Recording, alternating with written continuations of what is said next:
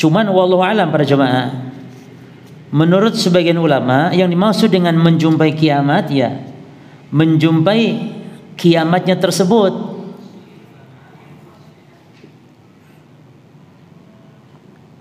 Karena orang yang hidup di akhir zaman nanti ketika kiamat akan terjadi, kalau orang masih punya iman walaupun seberat biji zarrah, itu akan diwafatkan oleh Allah. Akan diwafatkan oleh Allah Subhanahu wa taala. Akan tetapi perkataan Syekh Fauzan ini kalau mau diperinci boleh diperinci. Maksudnya apa nih? Maksudnya seburuk-buruk makhluk yang mendapati hari kiamat, yakni yang mendapati tanda-tanda kiamat, yang mana tandanya ini dia dapati di mana dia tanda yang sudah menutup pintu taubat. Nah, itu baru. Karena ada tanda kiamat tapi pintu taubat masih terbuka. Ya belum tentu dia seburuk-buruk makhluk, bisa jadi bertaubat kan gitu toh. Tapi kalau tanda itu adalah tanda yang membuat pintu taubat tertutup, ya berarti jelas dia seburuk-buruk makhluk, berarti kalau dia belum bertobat saat itu. Itu apa contohnya di sini? Tuh terbitnya matahari dari barat, itu pintu tobat tertutup coba. Ka khuruji dabbah, seperti keluarnya binatang melata, wa tulu'i syamsi min maghribi, atau terbit matahari dari baratnya, dari tempat tenggelamnya. Taib, yattakhiduna al-qubur masajid ay bi sholati 'inda wa ilaiha. Menjadikan kuburan sebagai masjid, jadi tempat ibadah, yakni dengan salat di kuburan atau menghadap kuburan. Jadi tidak harus di kuburannya tapi menghadap kuburan. Bahkan dimanapun sholat, walaupun tanah lapang luas, ya, tapi kalau tanah lapang luas ini adalah tanah kuburan, tetap nggak boleh. Asal itu tanah memang tanah untuk dipersiapkan untuk orang mati. Ya, itu namanya maqabir. Jadi definisi al-qabr, definisi kubur itu adalah tempat yang disediakan untuk mengubur orang, walaupun di situ cuma baru satu kuburannya. Jadi harus ada kuburan satu di situ. Apalagi banyak kuburannya. Baru satu tok saja, tanah 1 hektar, ada kuburan satu. Maka yang tanah 1 hektar ini persiapkan untuk ngubur orang di situ disebut apa? Kuburan. Nah, sholat kita di semua tempat yang 1 hektar nggak boleh. Ustaz, kan jauh Ustaz. Masa sih? Jauh. Masalahnya itu tanah adalah tanah kuburan yang dipersiapkan untuk mengubur orang, walaupun jauh. Sama halnya di masjid juga gitu cuma. Selama itu tanah masjid, maka ngubur jenazah di situ nggak boleh. Baik di depan mihrab, di samping masjid, di belakang masjid. Tapi kalau tanah kuburan dengan tanah masjid nyambung dan ada pemisah jalan atau tembok, maka boleh. Boleh dalam arti ya, boleh masjid menghadap kuburan, ya jemaah, dan mengubur orang tidak boleh di tanah masjid. Tapi ngubur orang dekat masjid boleh. Sholat menghadap kubur boleh. Jelas ya jemaah? Ngubur orang dekat masjid boleh, asal bukan di tanah masjid. Sholat menghadap kubur boleh, kalau bukan di tanah kuburan. Itulah jemaah. Tapi masjid, tanah masjid yang menghadap kubur, menghadap makam, nah, itu baru boleh. Dan tentu lebih utama, kalau kata Syekh Fauzan hafizahullah, lebih utama ada jalan setapak yang memisahkan. Itu lebih afdal. Lebih afdal lagi ya tembok di tembok Ustaz. Tembok.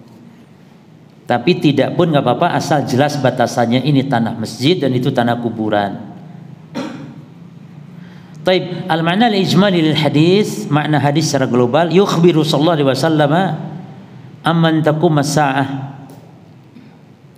Nabi mengkabarkan tentang orang-orang yang tegak kiamat alaihim, atas mereka. Wahum ahya, sementara mereka sedang hidup atau masih hidup. Annahum syirarun nas, bahwa mereka adalah seburuk-buruk makhluk manusia. Wa minhumul ladzina yusallun, dan yang kedua siapa? Mereka orang-orang yang salat indal kubur, di kuburan. Wa ilaiha, atau menghadap. Ya. Wa yabnuna 'alaiha al-qubab, baik membangun di atas kuburan tersebut kubah-kubah, ya. Ini ada larangan lagi secara khusus. Wa hada tahdhirun li ummatihi, ini adalah peringatan Nabi SAW kepada umat beliau, an taf'ala ma'a kuburi nabihim, melakukan itu semua terhadap kubur nabi mereka, wa salihim, dan orang-orang soleh mereka. Apalagi kalau kuburan yang bawah itu lagi gitu. Cuman tidak mungkin orang akan mengagung-agung kubur kalau kubur orang biasa, nggak mungkin. Maka kuburan orang tuanya kan biasa saja dia. Tapi giliran kalau datang ke kubur wali, ada perbedaan, adab-adabnya beda. Kalau jalan harus ngesot sedikit, ya, tidak boleh biasa itu. Kalau biasa tidak sopan, nanti kewalat. Tapi kubur ibu bapaknya biasa-biasa saja. Ya kita tidak boleh juga mengagung kubur siapapun, hatta kuburan orang tua kita sendiri. Tapi kita diperintahkan tidak boleh merendahkan kuburan, menghinakan kuburan. Termasuk dosa besar kencing di kuburan, termasuk dosa besar BAB di kuburan, termasuk juga hal yang kita dilarang untuk melangkahi kuburan. Islam adil para jemaah. Tidak boleh merendahkan kubur, namun tidak boleh mengagungkan kubur secara berlebihan. Boleh enggak kita kuburan kita kasih lampu? Boleh. Yang dimaksud dilaknat orang-orang yang menggantungkan lentera-lentera di kuburan, menerangi kuburan dengan lentera-lentera. Yani maksudnya menerangi dalam rangka untuk pengagungan. Adapun antum menerangi kuburan supaya orang jalan leluasa dan supaya terang, atau kalau ada jenazah meninggal dunia di waktu malam bisa kita kuburkan malam juga karena terang, ya. Nah, itu tidak masalah. Apalagi ada kuburan itu yang memang tempat juga jalan, tempat orang berlalu lalang, maka itu juga dibolehkan. Kalau tujuan itu, yang tujuan nggak boleh itu ketika diagungkan, menerangi dalam rangka mengagungkan. Taib, mislu fi'li haula'il asyrar, seperti yang diperbuat oleh mereka orang-orang yang paling buruk tersebut. Taib, munasabah al-hadits al-bab, keterkaitan hadis dengan bab adalah anna fihi at-tahdhira, bahwasanya dalam hadis tersebut yakni terdapat at-tahdhir, yakni peringatan min ittikhadil quburi masajida, yaitu menjadikan kubur sebagai tempat-tempat ibadah, yusalla fi sahatiha, salat di sahahnya. Sahah itu pelataran. Salat bukan di kubur persis enggak, tapi di pelataran situnya. Ya. Lalu wa yutabarraku biha, lalu dialap berkahnya. Lianahu dzari'atun ila syirik. Kenapa yang dilarang? Karena akan menghantarkan kepada kesyirikan. Bahkan kesyirikan pertama terjadi di muka bumi, yaitu kaum Nabi Nuh, adalah pengagungan kepada kubur-kubur orang soleh yang telah dibuat di kubur-kubur itu gambar-gambar patung-patungnya. Ya. Tapi pelajaran hadis yang pertama, at-tahdhiru anis salati indal kuburi, peringatan keras terhadap mengerjakan salat di kuburan, li'annahu wasilatun ila asyirik, karena itu wasilah menuju kesyirikan. Kecuali salat apa jemaah? Salat gaib atau salat jenazah. Ini salat jenazah maknanya salat jenazahnya dibawa ke kuburan, ke makam, lalu disolatkan di makam. Atau jenazah sudah kadung dikuburkan, lalu ada orang yang belum menyolatkan, maka boleh datang ke kuburnya. Tapi kalau jenazah sudah dikuburkan, dia salat gaib di rumahnya atau di masjidnya, itu tidak perlu, kecuali kalau orang itu adalah memiliki andil besar terhadap umat, atau dia para ulama yang banyak jasanya terhadap umat, jadi pemimpin besar atau ulama besar, baru boleh. Kenapa kok dipilih-pilih Ustaz? Ulama kecil nggak boleh? Ada ulama kecil ya. Artinya tidak setiap orang boleh kita sholat yang secara gaib. Karena demikian praktek Nabi. Nabi tidak menyolatkan secara gaib jenazah kecuali Najasyi saja. Padahal sahabat yang meninggal di zaman Nabi, yang Nabi tidak menyaksikan, itu sering dan banyak terjadi. Tapi Nabi tidak sholat gaib kecuali Najasyi saja. Maka ilatnya kenapa? Najasyi ini orang besar. Najasyi ini banyak jasanya kepada Islam dan kaum muslimin. Maka demikian kita, kalau ada ulama besar meninggal, kita sholat gaib. Kalau ada pemimpin besar meninggal yang pemimpin yang banyak jasanya bagi Islam dan kaum muslimin, kita sholat gaib. Yang kedua, anna man ittakhadha qubura as-salihin masajida lis-shalah, bahwa siapa orang yang menjadikan kubur orang soleh sebagai tempat ibadah untuk salat fiha, di kubur tersebut, fahuwa min syiraril khalq, maka dia berarti seburuk-buruk makhluk. Perhatikan, buruk tetap, wa in kana qasduhu, walaupun niatnya at-taqarrub ila Allah. Jadi, dan ahli bidah ya kawan, semua ahli bidah rata-rata enggak ada yang niatnya jelek, semua niatnya apa jemaah? Semua ahli bidah loh niatnya baik, semuanya.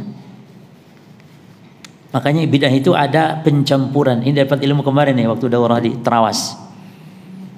Syekh Ahmad Al-Atiq mengatakan yang namanya bidah itu tercampurnya loh al-haq dan al-batil. Karena kalau cuman al-haq saja ya bukan bid'ah. Nek batil tak murni ya enggak ono sing gelem. Makanya kenapa gelem? Karena ada di situ hak dan kadang batilnya samar. Bagi orang tertentu batilnya enggak jelas. Jadi tersamar, dan itu bid'ah yang berbahaya itu. Yang memang bid'ah itu yang pokoknya memang dari agama ini ada sholat, contohnya baca Quran, sholawat. Sehingga kalau kita katakan sholat ini bid'ah, nanti akan mereka berdalil, loh sholat kok dilarang? Nah gitu biasanya. Itulah makna bid'ah itu tercampur antara hak dan batil. Kalau hak tok maka bukan bid'ah namanya. Kalau batil tok nggak nosing gelem, pasti itu. Tidak akan ada bid'ah berarti. Baik, berikutnya bagaimana tadi? Ayo, yang ketiga, anna sa'ata taqumu 'ala syirarin nas, bahwa yang namanya hari kiamat. Kenapa kiamat disebut sa'ah? Saking cepatnya kejadiannya dan begitu cepat terasa datangnya. Kan kata Nabi kita ini, jangankan kita ya kawan, Nabi loh, Nabi mengatakan bu'istu ana wa sa'ah kahataini. Bu'istu ana wa sa'ah kahataini, kata Nabi, aku diutus oleh Allah dengan waktu datangnya kiamat itu dekat sekali seperti ini, kata Nabi. Nabi isyarat dengan jari telunjuk dan jari tengah. Berarti dekat sekali. Itu Nabi itu sudah 14 abad sampai sekarang. Apalagi kita tentu semakin dekat. Maka disebut sa'ah. Taib rabi'an yang keempat, at-tahdhiru 'ani syirk. Peringatan terhadap kesyirikan, wasaili, dan bukan hanya syiriknya tapi segala wasilahnya. Wa ma yuqaribu ilaihi, dan segala yang bisa mendekatkan, menghantarkan kepada kesyirikan. Mahma kana qasdu sahibi tilkal wasail. Apapun gitu loh. Betapapun apapun tujuan ya, tujuan pemilik sarana-sarana tersebut. Ya, walaupun tujuannya baik untuk ibadah dan semisalnya.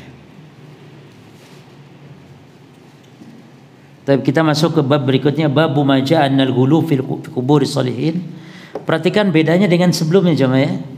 Bab ini dengan bab sebelumnya. Ini babnya, perhatikan. Babun atau babu majaa, bab tentang apa yang datang, annal ghulu, bahwasa yang namanya al-ghulu fi quburi sholihin, terhadap kuburan orang-orang saleh. Yusayyiruha awsanan tu'bad min dunillah, menjadikan kuburan tersebut sebagai berhala. Subhanallah. Bapak gulu, bersikap berlebihan terhadap kuburan orang saleh akan menghantarkan apa? Menjadikan kubur tersebut berhala yang disembah selain Allah.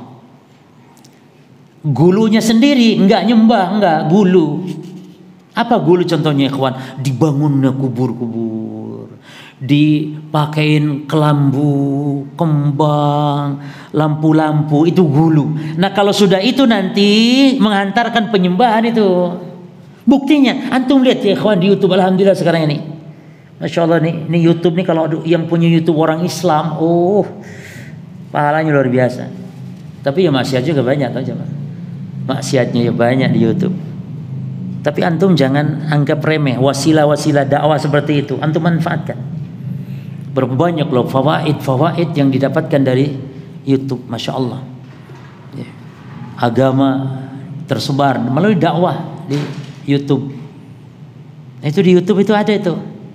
Bagaimana kuburan persis. Kita pertama heran, apakah ini kamar pengantin atau kuburan? Ternyata kuburan. Ada yang sampai para pendustanya mengatakan, ini Rasul sedang datang ini nih. Minta apa? Ayo. Ada yang jodohnya lambat, ayo. Yang apa? Ini Rasul sedang datang nih, kata gitu. Atau Habib pula ini sedang datang, yang sudah mati maksudnya, sedang datang ini. Minta apa disampaikan kepada Rasulullah. Dan itu tuh tidak bisa lagi mengatakan fitnah gitu. Karena memang kita bisa lihat di channel-channel mereka. Jelas jamaah ya? Jadi kita membahas tentang al-ghulu di sini.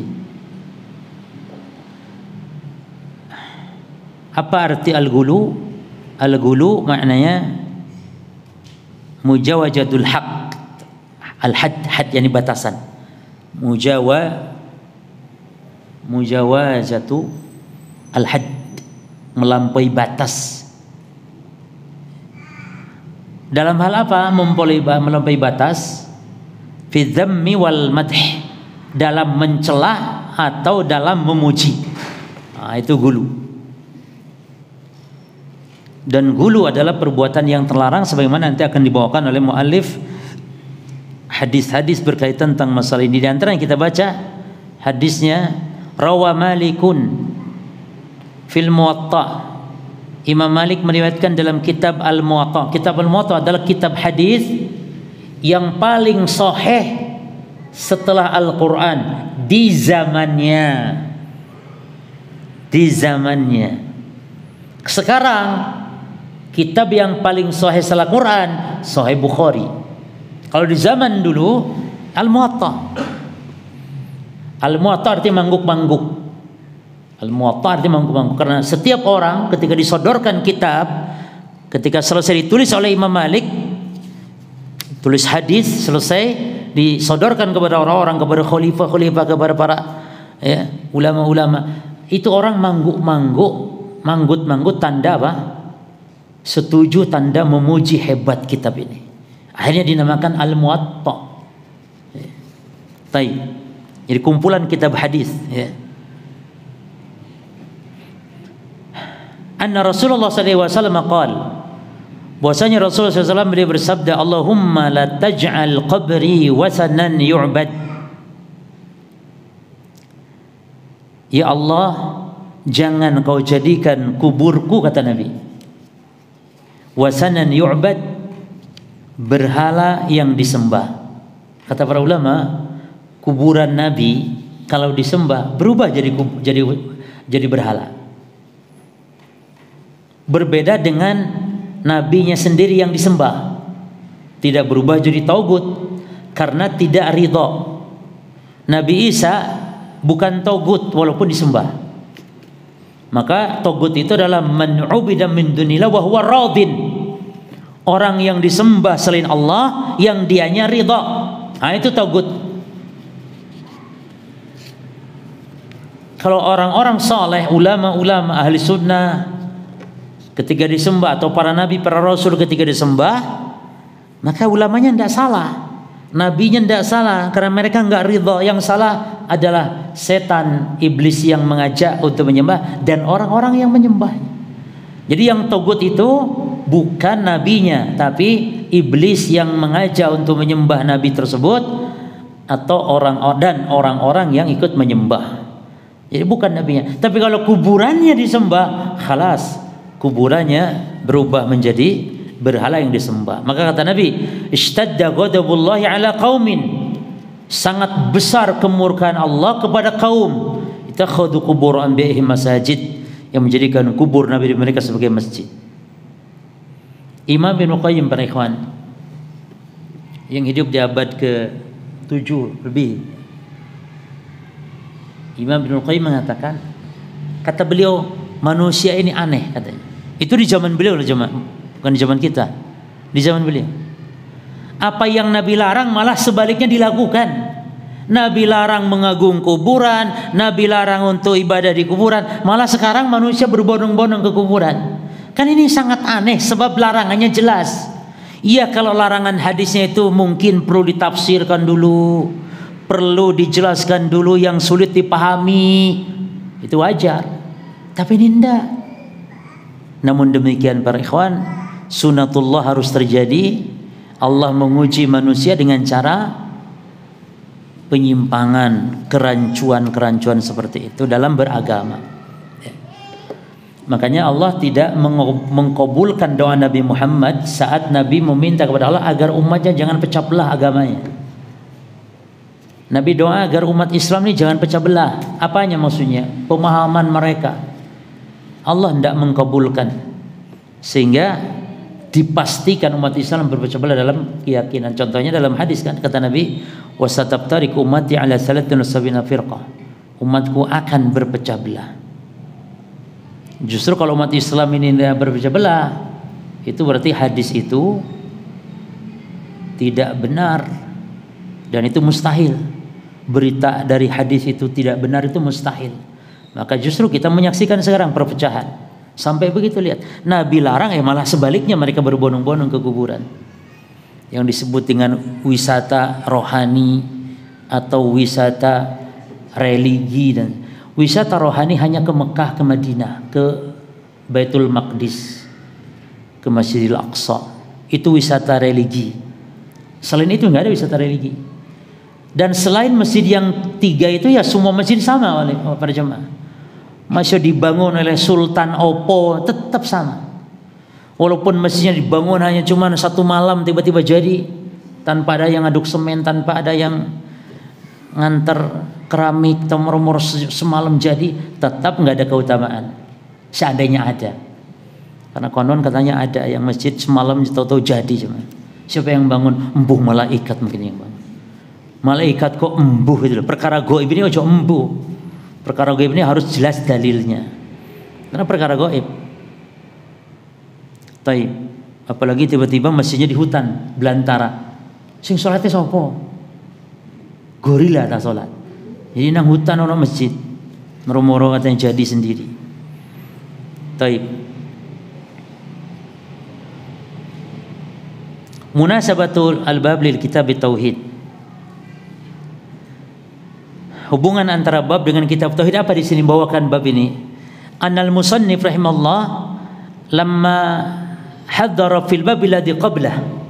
Bahwasanya penulis yaitu Syekhul Islam Muhammad bin Wahab rahimallah ketika beliau memperingatkan di bab sebelumnya minal gulu fi salihin.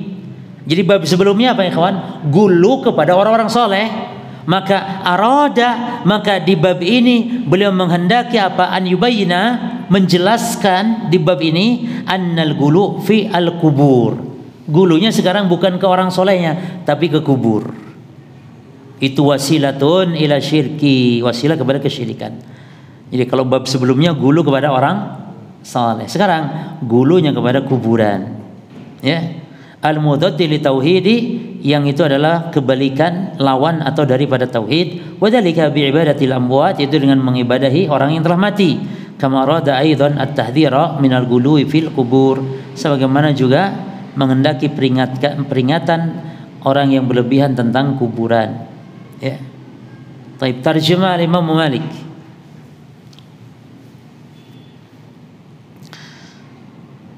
Tarjamah Imam Malik. Apa arti tarjamah? Tarjamah itu biografi.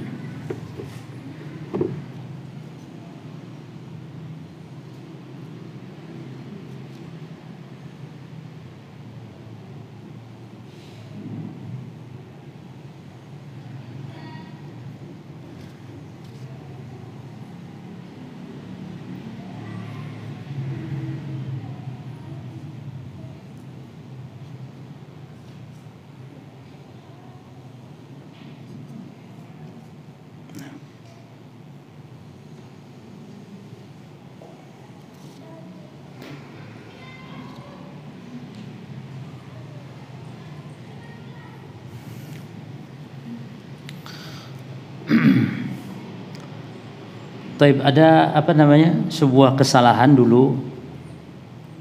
Jadi Imam Malik itu Imam Malik bin Anas itu bukan anak Anas bin Malik, bukan. Jadi awas jangan keliru. Jadi Imam Malik ini bukan anaknya sahabat Anas bin Malik. Imam Malik ini memang namanya Malik bin Anas bin Malik. Jadi Imam Malik ini putra dari Anas bin Malik, tapi ini bukan Anas bin Malik sahabat gitu loh cuma. Paham ya? Imam Malik memang anaknya Anas bin Malik tapi bin Amir bin Haris, ya. Dia termasuk dari orang-orang Madinah memang. Adapun kalau Anas, dan ini wafatnya Imam Malik adalah tahun 179 Hijriah. Lahir tahun 93 di Madinah. Adapun kalau sahabat Anas bin Malik, itu beliau Anas bin Malik bin Nadhr bin Damdam. Yang ini Anas bin Malik ini adalah pelayannya Rasul sallallahu alaihi wasallam, sahabat yang terkenal. Dan juga di sahabat itu ada yang namanya Anas bin Malik juga. Jadi sahabat pun ada yang namanya Anas bin Malik Al-Ka'bi, itu lain lagi. Yang sahabat Anas bin Malik pelayan Rasul, yang ibunya namanya Ummu Sulaim, yang diwakafkan, istilahnya dihibahkan Anas melayani Rasul, itu Anas bin Malik bin Damdam. Ada lagi Anas bin Malik Al-Ka'bi, itu sahabat yang lain, ya. Jadi jangan keliru, apalagi beda zaman, karena yang namanya Anas bin Malik itu generasi tabi'it tabi'in, lahir tahun, atau boleh dibilang tabi'ut tabi'in, yang hanya ketemu dengan tabi'in, tidak ketemu dengan sahabat. Kita baca biografinya Imam di sini secara singkat. Huwa al-Imam Malik bin Anas ibn Abi Amir al-Asbuhi, Imam Daril Hijrah, wahidu al-a'immatil arba, salah seorang dari imam yang 4 gitu. Tufiya sanata 79 wa mi'ah, meninggal tahun 179 minal hijrah rahimahullah ta'ala. Taib. Lalu Allahumma artinya munada. Munada artinya seruan. Mabni ala dhammi fi mahallin nasbin. Ini pelajaran nahwu. Dia itu mabni, tidak berubah-ubah. Allahumma, tidak menjadi Allahummu, Allahummi, Allahimmi, tidak. Allahumma. Jadi isim itu ada yang bisa berubah, seperti Muhammadun bisa Muhammadan, bisa Muhammadin, itu mu'rab namanya. Kalau mabni itu tidak berubah-ubah apapun kedudukannya. Dan mabni di atas dhamma, Allahumma, tidak Allahimmi, tidak Allahummu. Allahumma fi mahalli nasbin wal mimu musyaddada zaidah. Dan mimnya itu adalah musyaddada Allahumma, ya, sebagai tambahan. Wasanan, nah apa arti wasan ya kawan? Wal ma'bud alladzi la surata lahu. Sesembahan selain Allah yang dia tidak ada bentuknya, yakni apapun benda, pohon, kuburan, keris, batu akik, itu wasan. Tapi kalau sonam itu berbentuk manusia atau hewan, itu sonam, patung, sonam. Kalau wasan lebih umum. Seperti apa? Kal kubur, seperti kuburan, wal asjar, pohon, wal umad, tiang-tiang, ya, wal hitani, tembok-tembok, wal ahjari, batu-batu, wal nawiyah, dan misalnya. Taib. Apa mana hadis ini, ikhwan? Khafa sallallahu alaihi wasallam, Nabi khawatir an yaqa fi ummatihi, terjadi pada umatnya, ma'a qabrihi, bersama kubur beliau, mawaqa' min al-yahudi wa nasara, seperti yang terjadi pada orang Yahudi, orang Nasrani, yaitu mengagungkan kubur, beribadah di kuburan nabi-nabi mereka. Itu Nabi khawatir umatnya seperti Yahudi Nasrani dalam hal pengagungan kuburan. Kenapa para jemaah? Karena Nabi sudah bisa, atau Nabi telah memprediksi kalau umat Islam akan apa jemaah? La tattabi'una sanana man kana qablakum shibran bi shibrin wa dira'an bi dira'in hatta law rajara bila dakhaltumuh. Sungguh kalian benar-benar akan ikuti orang-orang sebelum kalian, kata Nabi. Tata cara orang-orang sebelum kalian, sejengkal demi sejengkal, sehasta demi sehasta, hatta walaupun masuk lubang dab, kalian akan mengikutinya. Ini Nabi sudah tahu, ini umat Islam akan ikut Yahudi Nasrani, sudah tahu. Maka beliau khawatir, takutnya kuburannya pun dibuat seperti orang Yahudi Nasrani terhadap kuburan nabi-nabi mereka. Maka Nabi doa, kalaupun yang lain ngikut tapi kuburan tolong. Itu maknanya. Mungkin yang lain ngikut Yahudi Nasrani, cara ibadah pakai musik. Kita kadang kalau dengar lagu nasyid Islami, kawan, wallahi kawan, antum dengar, wallahi nggak ada beda kadang dengan lagu gereja. Lagu-lagu di gereja itu, apalagi yang pakai piano, pakai ini gitar, pakai piano. Ya kok lagu gereja ini nggak ada bedanya. Apalagi menyanjung-nyanjung tentang Allah, tentang Tuhan, tentang cinta, kasih, damai. Persis lagu gereja. Nah, Nabi tahu itu. Bahkan Nabi memperingatkan, kalian ini akan benar-benar ikut. Sehingga Nabi khawatir kuburannya pun diperlakukan seperti itu. Maka Nabi doa, ternyata diijabah oleh Allah. Jadi pengecualian umat Islam akan ikut Yahudi Nasrani dalam berbagai banyak hal ibadah, tapi nyembah kuburnya tidak. Maksudnya kubur Nabi Muhammad. Kuburnya kubur lain, iya. Nyembah kubur lain. Kubur Nabi Muhammad dijaga oleh Allah. Tapi kubur yang lain gak dijaga oleh Allah, jemaah. Karena ini berkat doa Nabi, Allah mengijabah doa Nabi ini. Allahumma la taj'al qabri wasanan yu'bad. Jelas jemaah di sini ya. Taib, minal guluwi berupa guluwi fiha di kuburan tersebut. Hatta sarat sehingga menjadilah kuburan itu ausanan berhala-berhala. Faragiba ila rabbih, maka Nabi memohon kepada Allah Rabbnya, alla yaj'ala qabrahu kadzalik, agar Allah menjadikan kuburan tidak seperti kuburan-kuburan nabi-nabi yang lain sebagaimana diperlakukan oleh orang-orang Yahudi. Ya kan, orang Yahudi kan kata Nabi loh, menjadikan kubur nabi-nabi mereka. Bukan kuburan wali lagi, nabi-nabi mereka. Dan lafaz yang lain, dan orang-orang soleh mereka sebagai masjid. Summa nabaha sallallahu alaihi wasallam ala sababi luhuqi syiddatil ghadab.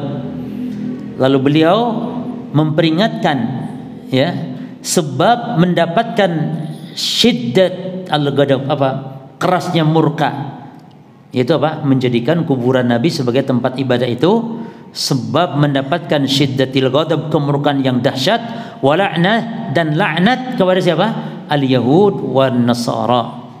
Annahuma fa'alu fi haqqi kuburil anbiya, bahwasanya mereka melakukan terhadap kubur para nabi, hatta sayyaruha, sehingga mereka menjadikannya usanan tu'bad, berhala yang disembah. Fawaqa'u fi syirkil azim, maka jatuhlah mereka ke syirik yang besar, al-mudaddir tauhid, yang menghalangi, menolak atau bertolak belakang dengan tauhid, bertolak belakang dengan tauhid.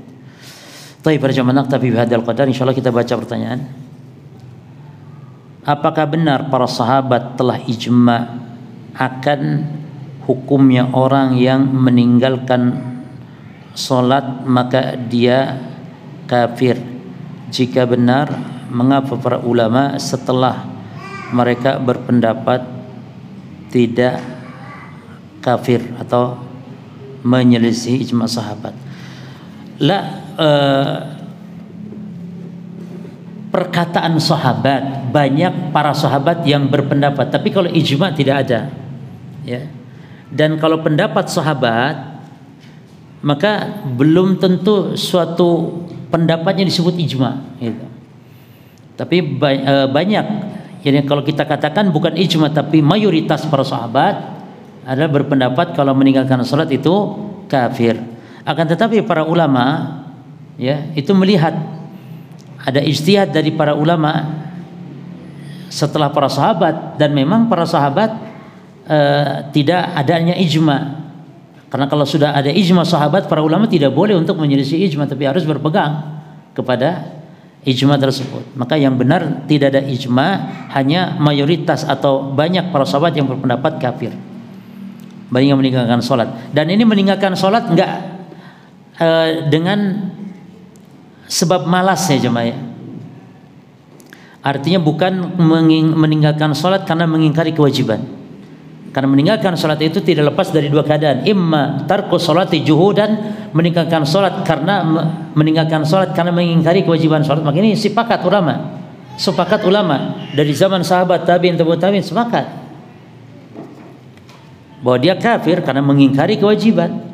Tapi kalau meninggalkan sholat karena tahawunan wa takasulan, malas, atau karena meremehkan sholat, hadis-hadis menunjukkan tidak demikian.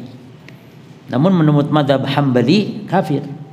Jadi kalau para ulama, orang yang meninggalkan sholat itu kafir atau tidak, kalau jumhur nggak kafir selama masih meyakini wajibnya sholat.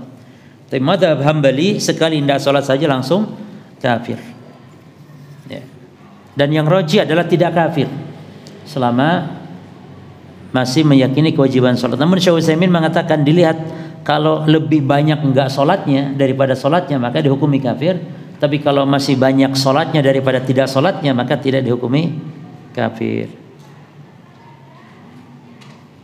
Syarat la ilaha illallah apakah menunjukkan syarat sah atau syarat wajib? Seperti di dalamnya ada ilmu dan cinta. Apakah orang yang tidak punya ilmu tentang syahadat atau orang yang tidak cinta kepada syahadat maka tidak sah tidak sah syahadatnya atau hanya tidak sempurna? Kalau syarat-syarat di kalimat tauhid adalah syarat keabsahan. Ini syarat itu berlaku seperti ibarat syarat sholat, syarat keabsahan seperti itu. Jadi seorang muslim harus memiliki syarat semua. Adapun jahil itu dilihat ya, seseorang bisa jadi jahilnya ada udzur, karena kejahilan itu dilihat dari jenis jahilnya. Karena jahilnya bisa jadi nggak bisa dihilangkan, maka dimaafkan, diberi udzur. Yang kedua, jenis yang dijahilinya, hukumnya berkaitan tentang apa? Apakah tentang ma'lumun minadin bidarrah, apakah termasuk perkara yang perkara agama yang sudah pasti? Maka diperinci demikian. Namun secara umum syaratnya ya syarat keabsahan, bukan syarat wajib tapi syarat keabsahan. Nah,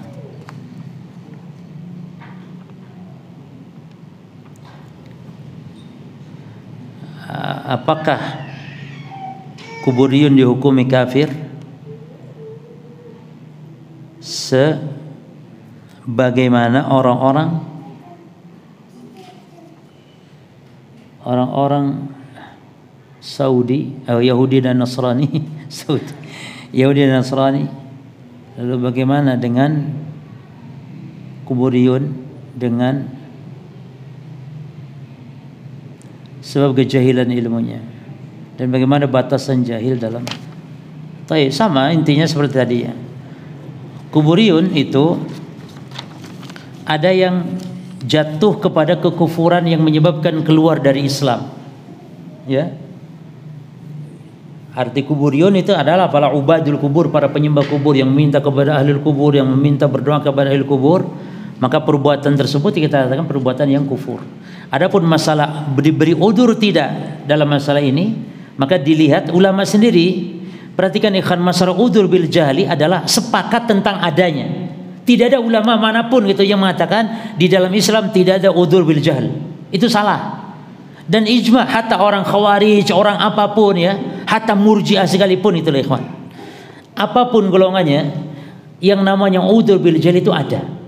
Hanya ulama beri pendapat itu adalah tentang diberikan udzur enggak terhadap kasus ini, terhadap kasus itu, gitu loh. Diberi udzur tidak. Ulama juga terjadi khilaf di situ. Dan ini ranahnya ijtihadiyah. Diberi udzur atau tidak diberi udzur, ini ranah ijtihadiyah, bukan ranah manhaj.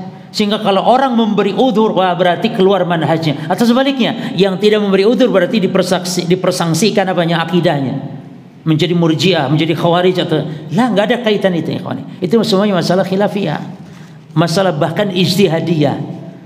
Makanya ulama itu ada juga yang bolak-balik tuh. Terkadang memberi udzur, Syekhul Islam terkadang memberi udzur, terkadang tidak memberi udzur terhadap suatu masalah. Pelik masalah ini.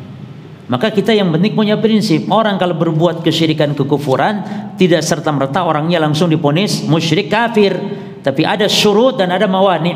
Kita punya kaidah itu. Yang ini tidak dimiliki kaidah oleh orang-orang Khawarij. Orang Khawarij nggak ada pembedaan antara pelaku dan perbuatan. Pelaku dan perbuatan tidak ada perbedaan. Ya. Tapi ala kulli hal, dan namanya kuburiyun adalah secara perbuatan jelas perbuatan kufur, namanya nyembah, meminta berdoa kepada ahli kubur. Ya. Cuman harus diperinci karena bisa jadi dia bentuknya katanya tawassul, minta kepada Allah tapi tawassul kepada ahli kubur. Maka ini ada perinciannya. Al-muhim para ikhwan, masalah ini adalah masalah yang tidak bisa dan tidak boleh sembarangan seorang penuntut ilmu bermudah-mudah dalam masalah al-udzur bil jahli, mengatakan ada mutlak atau tidak ada mutlak karena ada perincian. Wallahu a'lam. Naktafi bihadzal qadar. Subhanakallahumma bihamdika asyhadu an la ilaha illa anta astaghfiruka wa atubu ilaik. Assalamualaikum warahmatullahi wabarakatuh.